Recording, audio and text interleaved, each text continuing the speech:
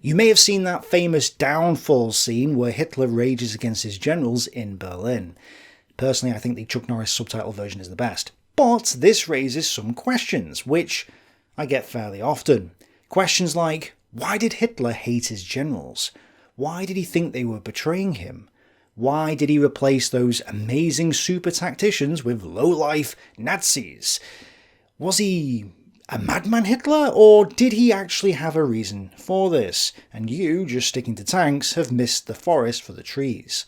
Well, to help explain this, I'm going to take you back to the late Weimar Republic era. And we're going to take a look at the story of the last Chancellor of Germany before Hitler got into power, a guy called Kurt von Schleicher. Some think that Schleicher was like Hitler in a lot of ways, and my patron, Manuel Lopez, suggests that Schleicher could have just as easily led Germany into the Second World War rather than Hitler. He says, "Hi Tig, great job with the latest videos. Regarding your last video, why did people vote for Hitler?" You can tell this is an old question, sorry about the delay. I think that Kurt von Schleicher was responsible for destroying the democratic order that paved the way for Hitler and their extremism. War was probably coming regardless of Hitler or von Schleicher being in power because of their common goals. What do you think? There's a couple of points here. Did Kurt von Schleicher destroy the Weimar democratic order? Did he pave the way for Hitler? And did Hitler and Schleicher have common enough goals that World War II would have happened even if Schleicher had remained as Chancellor? And of course the question, why did Hitler hate his generals, think they were betraying him and wanted to replace them with Nazis?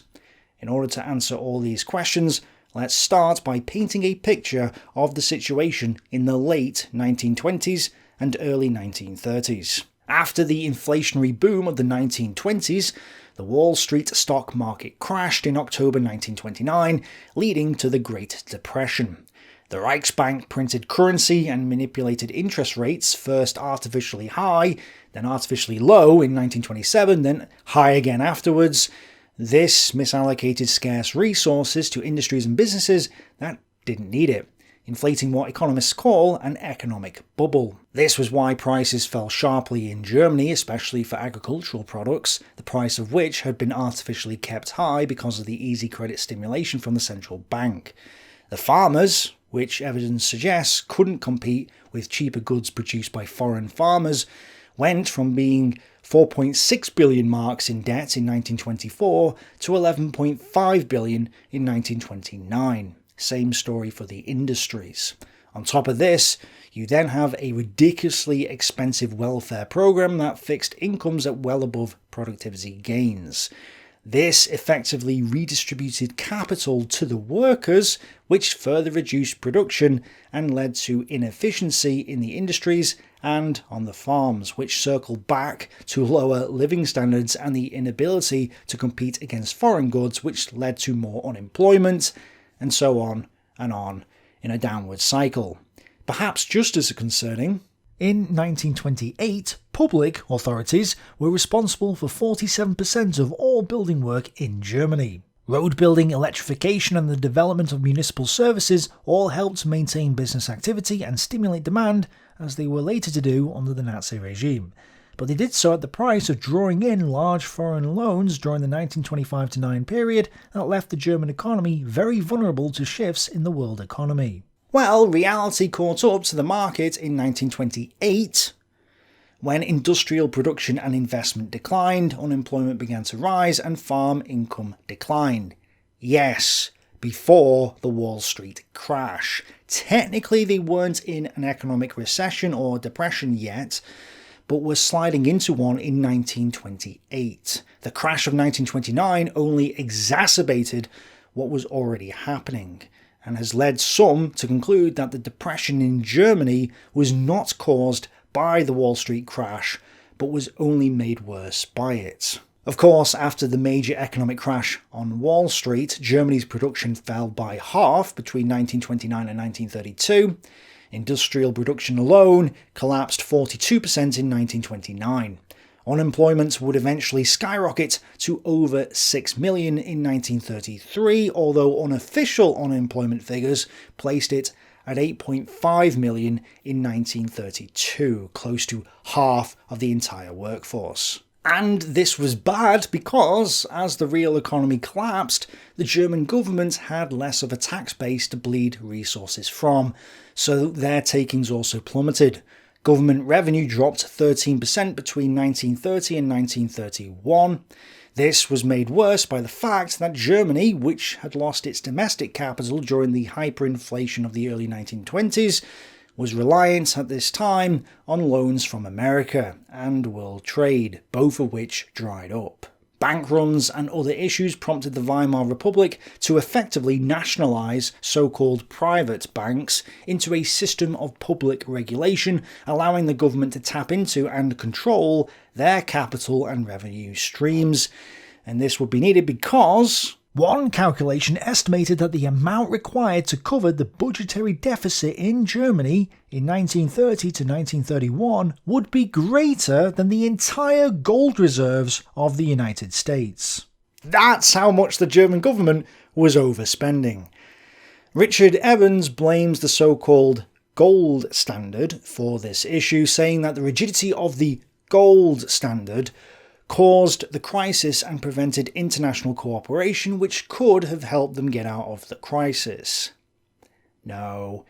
Richard Evans is a good historian, but his understanding of economics is off. Not only is Evans's idea contradicted by the fact that there wasn't enough gold in the United States to bail out Germany anyway, as Evans himself points out in the previous quote, but the fact was that the German government spending was off the charts and was simply unsustainable. Because of the amount of currency that they had printed previously, a lot of foreigners now demanded redemption of those worthless paper notes for gold. So the amount of gold flowing out of Germany to foreign countries was unreal. $100 million worth within 10 days, forcing the Reichsbank to increase its rates to 7.5% to stop the bleeding.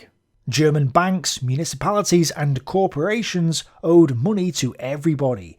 $500 million to British banks, several hundred million to French banks, and some $1.5 billion to American lenders. Because every country was interconnected and had all inflated together, they were all in trouble. Had Germany not stopped the gold flowing to other countries, it would have run out of gold itself and would have had to stop payments on all its loans. This would have resulted in financial devastation across the globe. Coming off gold wasn't an option, and they weren't even on the gold standard anyway. At this point, they were on the gold exchange standard, which wasn't the same thing. The idea of the so-called gold exchange standard was the only thing keeping the government and Reichsbank from hyperinflating their currency again like they did in 1923. The gold standard, when obeyed, had the great virtue of keeping currencies stable. It was only after governments had abandoned their ties to gold so that they could print money to pay for World War I that the world economy became unhinged.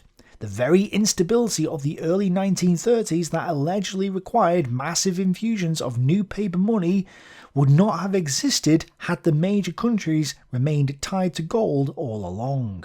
In truth, it is silly to blame the gold standard for the Great Depression, since the world never really returned to the classical system after wrecking it in World War I. What governments adopted in its place was a gold exchange standard, which did not contain the safeguards of the real McCoy. Now, it might be true that Lord Baron Keynes himself couldn't comprehend the idea of what gold was actually for, but that alone doesn't mean that the banks should have abandoned it. By his own admission, even in early 1929, he, Keynes, still did not comprehend the impact that the scarcity of gold would have on central banks. He had thought that over time they would liberate themselves from the hold of the barbarous relic. He completely failed to foresee the sort of scramble for gold that emerged in 1929. "I was forgetting that gold is a fetish," he confessed. The main point though is that this massive deficit spending, currency creation and interest rate manipulation had not only created the crisis in the first place, but also threatened to create another hyperinflationary explosion in Weimar Germany. This is why when Müller's Social Democratic Party-led coalition government refused to cut unemployment benefits, the coalition collapsed in the March of 1930 because people who had already been through hyperinflation absolutely didn't want to go through it again. Now, this collapse answers one of the original questions, which was whether Kurt von Schleicher destroyed the Weimar Democratic Order. And the answer is no. The Weimar democracy was destroyed with the collapse of Müller's coalition government before Schleicher was even on the scene. Kershaw calls Müller's fall the first unnecessary step on the suicidal road of the Weimar Republic, and Evans writes, although few realised it at the time, this marked the beginning of the end of Weimar democracy. From this point on, no government ruled with the support of a parliamentary majority in the Reichstag. Indeed, those who had President Hindenburg's ear saw the fall of the Grand Coalition as a chance to establish an authoritarian regime through the use of the presidential power of rule by decree. This, though, did pave the way for Hitler and Schleicher. The Minister of Defense at this time was General Wilhelm Groener, but his political advisor was Colonel Kurt von Schleicher. At this point, Schleicher wanted an authoritarian regime without parliamentary representation, which many like him thought had failed, and also to rearm and rebuild the army. And at this time, the army itself got involved in the political process in order to stop its budget being decreased, which it did successfully.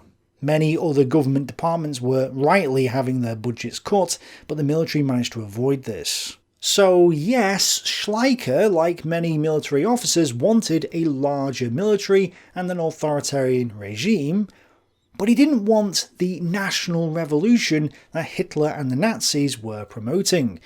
This was why, when junior officers in the army were being won over to the Nazi idea of the national revolution, the army leadership tried to suppress this, and the ringleaders were arrested and put on trial in 1930. Schleicher's attempts to counter such ideas, curb the radicalism of the young officers, and restore political discipline in the army were less than effective, not least because he admitted openly to the officer corps that he sympathised with the national part of the Nazi regime, and particularly with the wave of indignation brought forth by the National Socialist movement against Bolshevism, treason, filth, etc. During the trial of the junior officers, Hans Frank, the Nazi lawyer, summoned Hitler into the box. Hitler said that the Nazi party wished to gain power legitimately, which he said was why he expelled Otto Strasser and those who wanted to carry out a violent revolution. The conservative judiciary, though, ruled against the Nazis and Hitler and gave the junior officers imprisonment, which is further evidence that the Nazis were not conservatives and the conservatives were not Nazis. The conservatives and the Nazis were not working together. A false idea you hear people spouting even to this day. The trial's outcome also convinced many that Hitler didn't want a violent revolution, but a peaceful takeover. That was definitely not a revolution or anything like that. This was a mistaken belief because Hitler still wanted a revolution, just a peaceful one rather than violent. But it still won him a lot of support from people who had previously been scared of him. Anyway, a new Chancellor, Brüning, had been appointed, and his central mission was to solve the economic crisis and restore parliamentary stability. Basically, the problem was that the Weimar government was spending way too much, and so, trying to balance the budget, Brüning cut wages for state employees and raised interest rates. Raising rates would encourage people to save because you get a higher return on your savings, which would curb spending. Without this spending, without this demand, consumer prices for goods and services would have to come down. This would not only ease the pressure on low-income and unemployed people, but it would also prevent inflation, or the dreaded hyperinflation that everyone feared. In addition, Brüning cut unemployment benefits, which on the one hand did increase poverty for those not able to find work, but it cut the government's budget, lowered consumption, again to stop price increases, and lowered the price of labour, because lower unemployment benefits would encourage more people to look for work, increasing the supply of labour. High labour equals low cost for labour. So, with the price of labour low, businesses could then take on more workers, and thus, over time, lowered the unemployment level. Thus, it was all about trying to balance the budget and prevent hyperinflation. Of course, when the inflationary bubble pops, the result is usually a bank run, and with the gold flowing from Germany, there was a bank run in 1931, where some banks collapsed in Germany and Austria. There was also opposition against Brunning within Germany. Not only are things like unemployment benefit cuts unpopular, but some theorists mistakenly believe that cutting back on state spending would only prolong the Depression. Efforts were even made to recruit Keynes to help persuade the government to adopt a programme of public works, tax concessions and expanded industrial investment, but Keynes declined to help on the curious ground that his German was not good enough. Neither was his economics. His failure to grasp what the purpose of gold was, that barbarous relic as he called it, meant that his speculation in the market resulted in him losing a lot of money. First, he invested his money into the German mark in 1919. Then, in the June of 1921, Lord Baron Keynes gloriously predicted that the mark, at 240 marks to the pound, would fall a point per day for the next 2 to 3 years until it reached 1,000 marks to the pound. Just 15 months later, it was at 13,000 marks to the pound and still going down, meaning that Lord Baron Keynes was off by 13 times what he had predicted. So he lost £20,000 as the mark hyperinflated. A massive sum of money at the time, somewhere over £1 million today. And his other speculations in the market during the 1920s meant that he had lost almost 75% of his money. So bad was he in the market that he had to pull out of it in early 1929 to meet his margin call payments. This was before the big crash of 1929. Yes, he had somehow lost his money when the market was going up. However, this actually saved the rest of his money, what was left of it, because he was only partly invested in the market when it crashed. A crash he didn't foresee, by the way, unlike F.A. Hayek. And so, because he wasn't in the market, he only lost a small amount of money this time as a result of the crash. His supporters, though, conclude that Keynes was ultimately a successful investor, as his assets were nearly wiped out as a result of the Wall Street crash, which they admit he didn't foresee, but then failed to grasp that he had already lost most of his wealth way before the crash had even happened. Well done, Wikipedia. So yes, the great Lord Keynes didn't have the slightest clue about basic economics. Or politics, by the way. On the 26th of August 1922, Keynes told the German government that he didn't think the French would risk starting another war by taking over the Ruhr. Oops. But even though Brunning did know more about economics than the so-called great economist, it appears that Brunning also didn't fully understand the causes of hyperinflation. Like many of his contemporaries, Brunning believed that the rise in prices during the early 1920s had been caused by the fall in the mark against foreign currencies. So many people believed that it wasn't the central bank and the printing press that caused the hyperinflation, it was the exchange rate.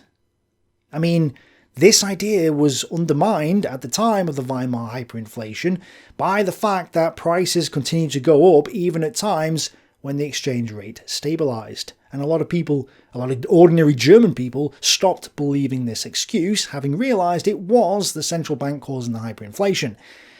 But it appears that Brunning didn't realise this. This is why he stopped allowing the Reichsmark to be converted into foreign currency, taking Germany off the gold exchange standard. In theory, this could then allow him to start printing currency to cover the spending deficit, which would be bad. But he correctly refused to do this, again fearing another hyperinflation. Some historians mistakenly call this a deflationary policy. But Brüning never deflated or shrank the currency supply, he only officially refused to inflate it or expand it, even though his government allowed a backdoor inflation in 1931, keeping it a secret. So it is a mistake to call this a deflationary policy. What he also started to do was dismantle the Weimar welfare state, which was the cause of the budget deficit and the inflation crisis in the first place, and then start to create a more authoritarian government. Brüning clearly knew some basic economics though. Inflation was what got the world into the crisis in the first place, and inflation would keep them in it. Brüning's refusal to inflate, although he did a little, was the best thing he could do under the circumstances. Not having inflation would force the government to dismantle the welfare state, which it couldn't afford in the first place.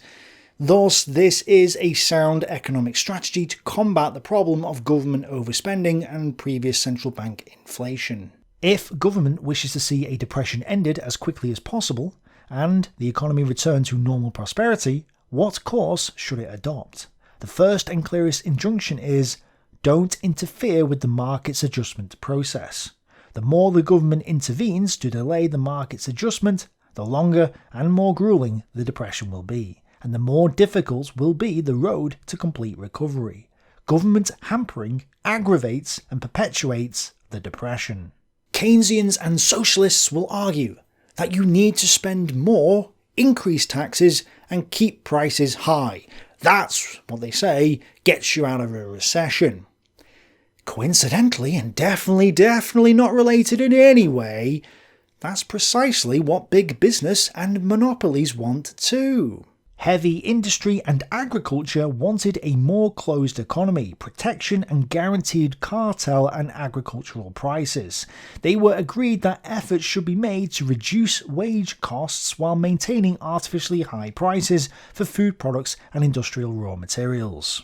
Why would a lord, a baron, be advocating the same policies that industrial and landed elites want too? Not doing the bidding of the elites, Brüning refused to raise taxes, which would hurt the non-elite economy even more. Evans is super critical of this, saying that Brüning should have raised taxes on struggling poor people during the Great Depression, just like Hoover and Roosevelt did. Why, Evans, why? Why would you want to kick the poor while they're down just to redistribute wealth to the elites? And if you say, tax the rich, not the poor, if you tax the parent, then you tax the kids, because the kids are dependent on the parents. Similarly, if you tax the rich, you tax the poor, since the poor are dependent on the rich for jobs.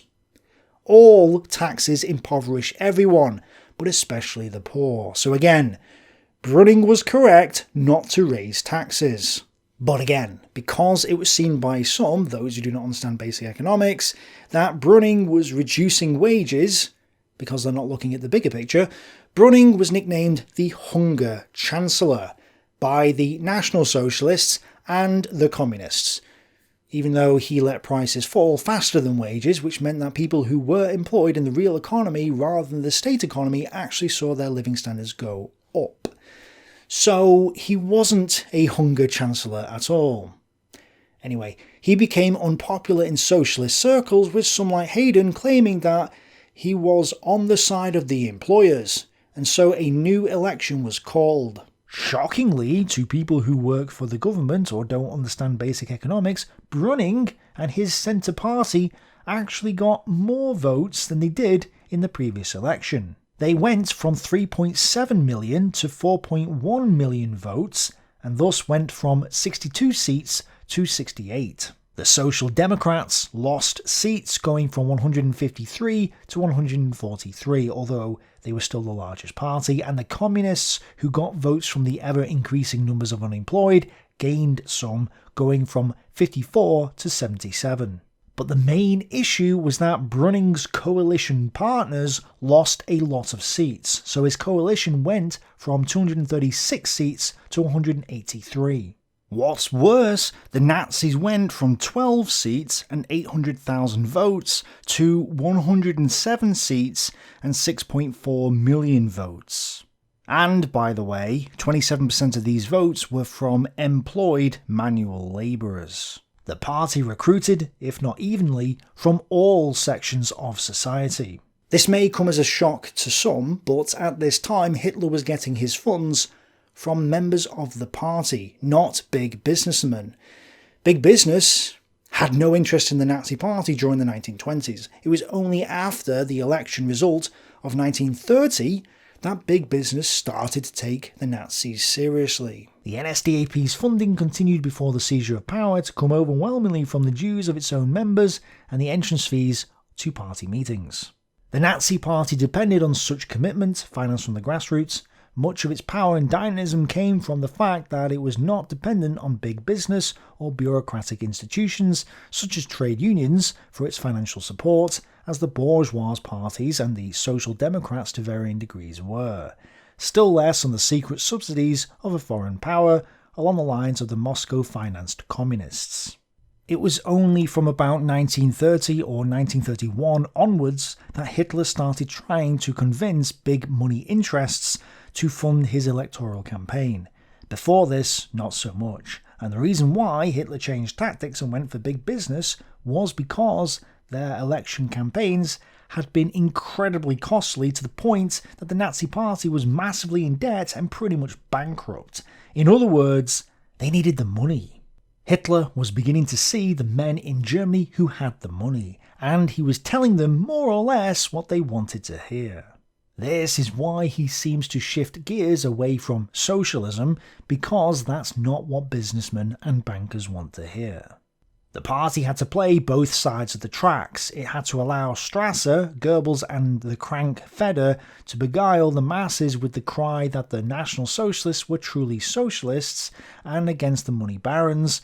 On the other hand, money to keep the party going had to be wheeled out of those who had an ample supply of it. Kershaw gives one blatant example of the lies Hitler told to the big businessmen to keep them on board. Kuno was impressed with Hitler, who advanced a moderate economic program upholding capitalist enterprise and even claiming that there would be no violent prosecution of Jews under Nazi rule. Clearly, Hitler lied about his future intentions towards the Jews, and he lied about his supposed capitalist economic program. Yet, while some people will point out that Hitler was lying when it came to his friendly attitude towards the Jews, they state that he was telling the truth regarding his capitalist economic policies. They refuse to see Hitler's economic program for what it really was. Anyway, there was lots of violence in the streets after the election. I won't go into detail, but the Reichstag had become a battleground, with communists and Nazis and others at each other's necks. And by February 1931 it had basically become impossible to operate, and so many of the parties walked out and it adjourned until October. So from that point on, decisions weren't being made by the Reichstag, but by Hindenburg and his circle of power. This is where Schleicher really came into his own. As a conservative, he wanted an authoritarian regime, a revitalised army, and a taming of the National Socialist and Communist parties. So note, as a conservative, he was against both Hitler and the communists. While Brüning had to rely on the Social Democrats in order to get things done, themselves promising to support him after being shocked by the election results, even though Brüning was advocating capitalist policies, Schleicher, though, interpreted the election results to mean that the Social Democrats were on the decline, and thus he thought his best bet was to shift the government's support away from them to the Nazis.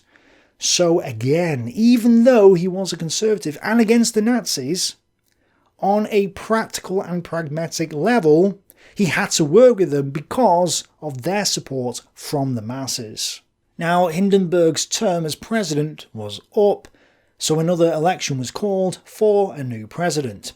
Hindenburg stood again, gaining support from the centre, the Liberals and the Social Democrats.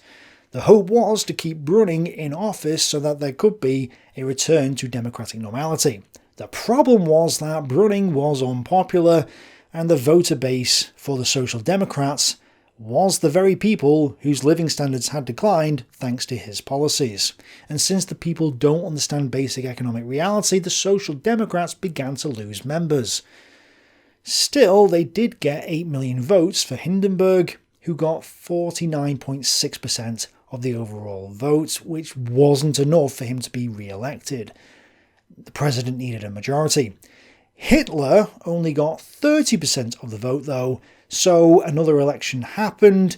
This time Hitler got 37%, more votes than ever before, and Hindenburg got 53%. Violence only heightened after the election, and Brüning was pressured into asking Hindenburg to outlaw the stormtroopers in April 1932. This wasn't just the SA, but all paramilitary organisations. But still it did affect the Nazis. What's interesting is that Schleicher opposed the ban because he wanted the Reichswehr, the German military, to feed from the SA and expand. It was at this moment, in a meeting between Hitler and Schleicher, that Hitler learned that the army no longer had Brüning's back. There was a plot between them to form a new government. But even though he had been elected, Hindenburg wasn't happy with the vote. He hadn't got much nationalist support and blamed Brüning for this. He was also unhappy that he was relying upon the votes from the centre and the Social Democratic parties, because Hindenburg was neither. He was a conservative and a Prussian nobleman. Again, just like Schleicher, he had to work with his enemies. This, though, he couldn't tolerate, and shortly after his re-election, in May 1932, both Gruner and Brüning were forced to resign. Upon Schleicher's recommendation to Hindenburg, Franz von Papen became the new Reichs-Chancellor. Papen was an aristocrat from the Centre Party, although at the time he was at odds with the Centre. Most members of his cabinet, including Schleicher, weren't members of the party, but all were opposed to parliamentary democracy and wanted to create a new state that was actually based more on old aristocratic societies. Again, Papen was a conservative, which is why Schleicher recommended him and why Hindenburg appointed him.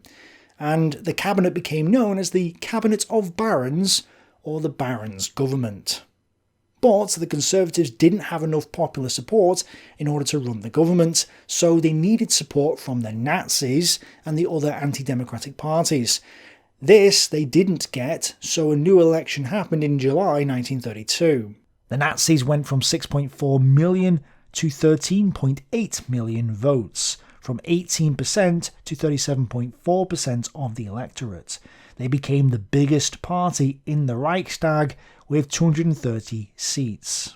The Social Democrats only lost 10 seats, reducing them to 133, although they were still the second biggest party.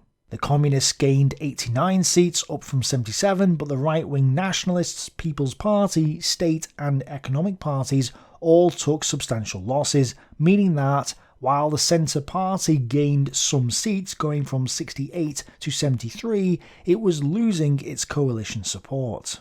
A combined Social Democrat/Communist vote of 13.5 million confronted a Nazi vote of 13.8 million, with all the other parties combined picking up a mere 9.8 million of the votes cast.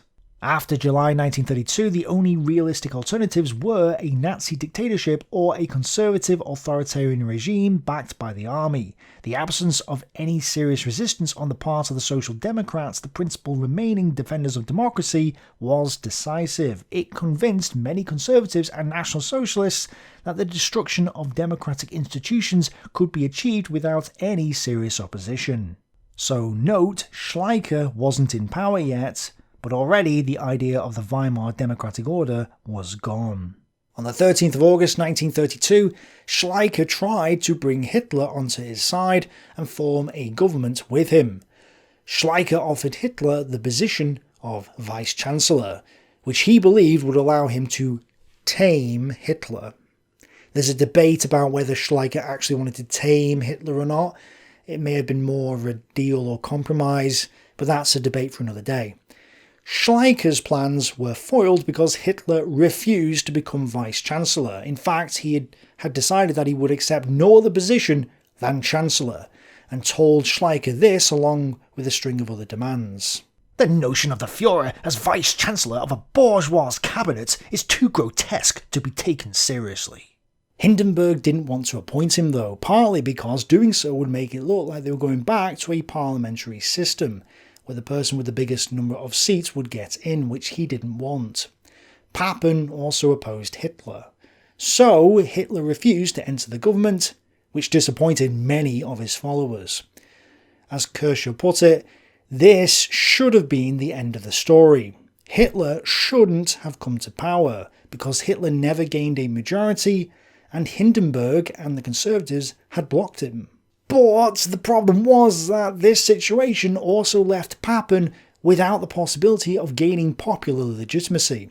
So Papen decided he would dissolve the Reichstag, announce that there would be no more elections, and he would rule by decree. But in the Reichstag, Goering just ignored him, and allowed a communist vote of no confidence to go ahead. 512 for, 42 against, and 5 abstentions was enough to show that the whole country hated Papen and the Conservatives, and so Papen abandoned his plan to abolish the parliament and a new election was called. In this election, Hitler rallied against the aristocratic cabinet and the Conservatives, and worked with the communists to form another strike. This wasn't the first, they participated in loads of strikes. Such tactics backfired though. The Nazis got support from all members of society, so attacks on the aristocracy and the Conservatives worried the middle class and conservative voters, who turned away from them. Goebbels complained that many bourgeois circles were frightened off by their actions. Many shocked rural voters, a mainstay of party support since 1928, indeed stayed away from the polls as a result of the Nazi support for the strike. In the middle class, it was little different. Worse, the electorate was suffering from electoral fatigue by this point, so people were giving up on politics, the press, and even Hitler's speeches. The SA even failed to do its job of pumping out propaganda. So, for this reason, turnout was significantly lower than previous elections. The NSDAP vote therefore fell to 11.7 million, down from 13.7 million. This wouldn't have been bad by itself since turnout was lower, but they hadn't just lost votes, they had lost several percentage points of the votes that did turn out. And so the NSDAP went from 230 seats to 196. The Nationalists gained middle-class votes and went from 37 seats to 51, as did the People's Party, which went from 7 to 11. But the Social Democrats lost another 12 seats and were down to 121. The Centre Party went from 75 to 70 seats. The Communists gained 11 seats, bringing them to 100. The middle classes were beginning to desert the Nazis. The pronounced socialist image of the NSDAP that had come across strongly during the campaign, inevitably since the main target had been Papen's reactionary conservatism, had plainly alienated middle-class support. Again, this is why the Nazis downplayed their socialism prior to getting elected, prior to seizing power. If they wanted to get into power, they had to do so. Similarly, at the direction of the Soviet Union, the Communists placed their highest priority on winning over the much larger following of the Social Democrats, by denouncing them as social fascists more inimical to the interests of workers than the Nazis. That's right. The Communists believed that the Social Democrats were more right-wing than the Nazis. I can't wait to hear the comments related to that one. But since they were also losing support, the Centre Party and the Social Democrats were disappointed with the election and blamed Papen for this. He contemplated a military coup to take down the Nazis and the Communists, but had also lost support of the army. Schleicher was in charge of the military and now resented Papen, so with no other option, Papen resigned. The conservative, Schleicher, was appointed Chancellor by Hindenburg, the first general to become a Chancellor in the Weimar Republic, and the last. But he was appointed without a majority, and thus couldn't change the constitution into an authoritarian regime, which is what he wanted. Hitler still refused to join the government, and so Schleicher approached Gregor Strasser, the number 2 of the Nazi party, and started negotiating with him instead. Gregor Strasser was the brother of Otto Strasser, but wasn't quite as radical as his brother had been. However, by approaching Gregor Strasser at this time and offering him the position of Vice-Chancellor, Schleicher caused a major crisis within the Nazi party. Strasser had the option of splitting the party in 2. Hitler accused Strasser of stabbing him in the back and being a traitor of the movement. Strasser fired back, but in the end resigned and effectively became the Nazis' Trotsky figure. This incident was so bad that Hitler said he'd end himself with a pistol shot to his head if it did split the party.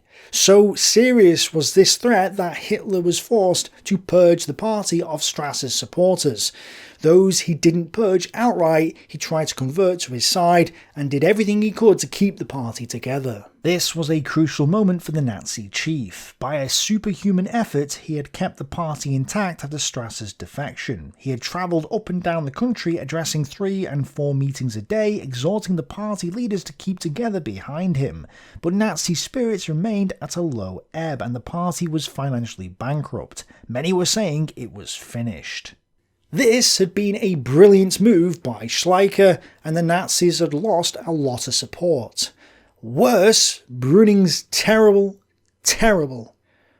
austerity economic policies meant that the Depression had bottomed out and things were starting to improve for the German economy. This may be a shock to some, but the so-called Nazi economic recovery actually started before the Nazis gained power.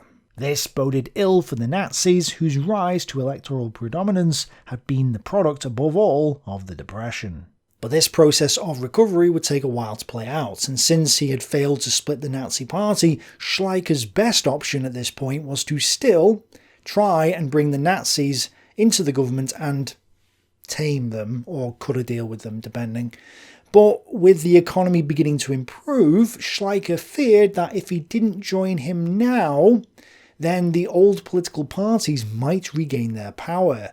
If they did so, they'd sweep in and return to the old system of parliamentary governments, which he absolutely did not want. At this time, Schleicher therefore announced that he favoured neither capitalism nor socialism, as a way to show his conservatism. But then he made a mistake. Possibly as a way to gain support from non-conservatives, Schleicher started implementing policies like the nationalisation of the steel industry, land reform, price controls on coal and meat, refused to implement levies on agricultural imports at the demand of big German landowners, and thought that a compromise between the unions and the army could be made to stabilise the political situation. All of this alienated the conservatives, including Hindenburg, whose name was made public in a tax avoidance scandal as a result of Schleicher's refusal to compromise with the German landowners. The industrialists and landowners called Schleicher's policies nothing less than Bolshevism. There was a potential that the conservative faction, with the help of the steel helmets, who were pro-monarchy and nationalist, would overthrow Schleicher and replace him with someone they could control. This was a crisis for Schleicher, and as a last resort, even though he didn't have parliamentary support, he went to Hindenburg on the 23rd of January 1933 and asked for extra constitutional powers. He proclaimed his intention to create a military dictatorship, the authoritarian conservative regime that he had so desperately wanted before this. Hindenburg, though, refused. Schleicher resigned on the 28th of January 1933. Still, the story wasn't quite over. Many expected Schleicher to use the army in a coup attempt, and the Nazi leadership was actually informed that Schleicher had actually put the Potsdam garrison on alert. Schleicher says that this wasn't true, but the Nazis reacted anyway by putting the SA on alert as well. They also made contact with loyal police officers, and 6 police battalions could be raised in a moment's notice. Hindenburg had also been told and reacted in turn, calling General Blomberg to Berlin to become head of the Reichswehr, a move designed to suppress any coup attempts. With the last chance of a coup gone, Schleicher gave up. Thus, at 11:30 hours on the 30th of January 1933, Hitler was sworn in as Reich Chancellor. That was the most unbloody revolution in history. Hitler's cabinet was mostly made up of non-Nazis as a result of a compromise with the conservative and nationalist factions, but this didn't last long as Hitler quickly consolidated power. A story for another day. Schleicher disappeared from importance and would be assassinated during the Night of the Long Knives. But why was he assassinated? Why, in turn, did Hitler have 42 assassination attempts against his life, a lot of them by the army? Why did Hitler not trust his generals?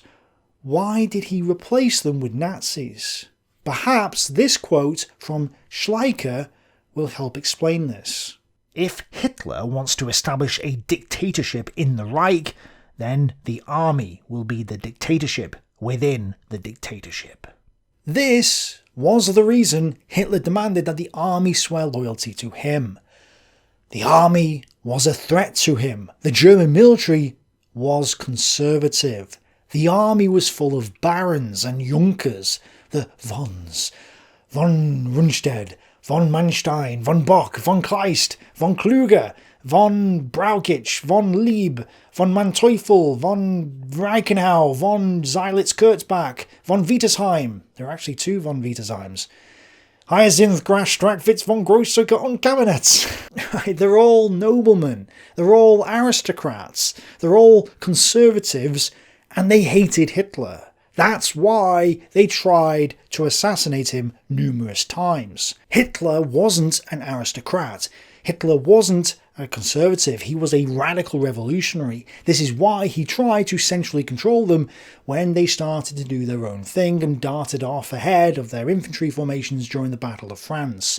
No, Hitler says, stop the tanks before Dunkirk. No, Hitler says, don't retreat and stand your ground outside Moscow.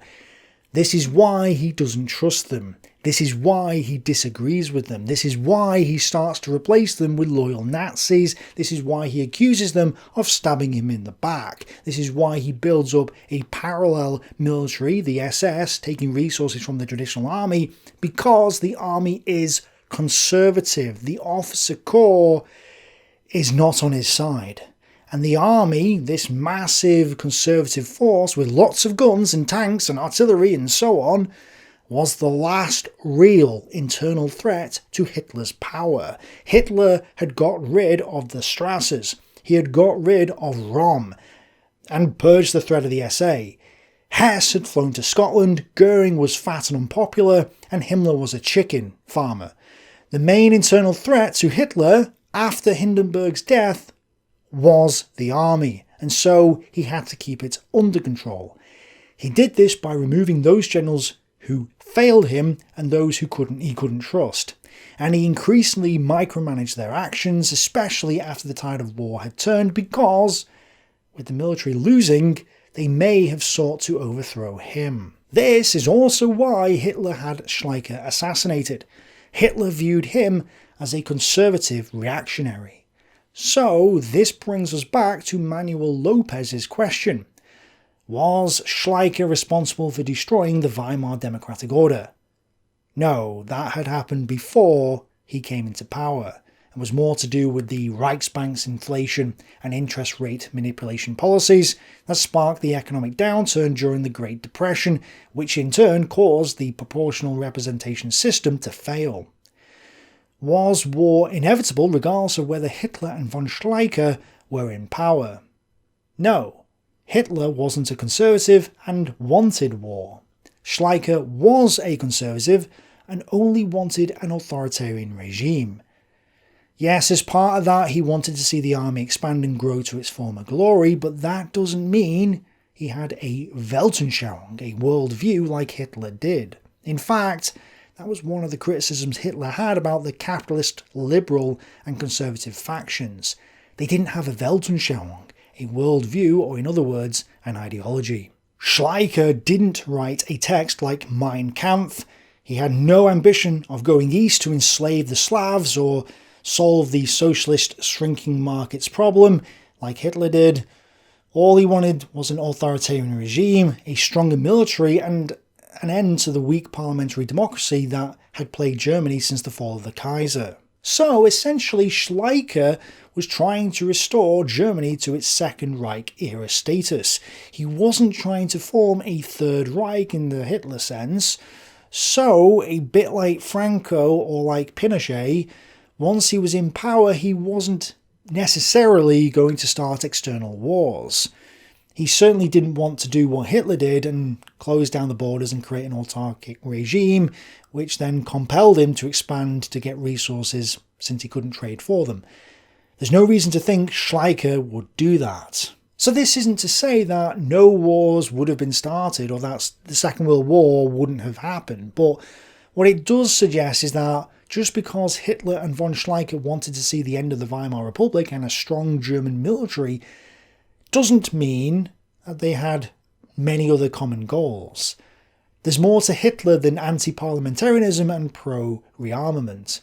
And this is where just looking at the war, or sticking to tanks, will lead you to false conclusions and a distorted view of the events. Bottom line, Schleicher was a conservative, Hitler wasn't a conservative, and this is why Hitler always had one eye on the ever-present internal threat, which was the German army. Thanks for watching, bye for now.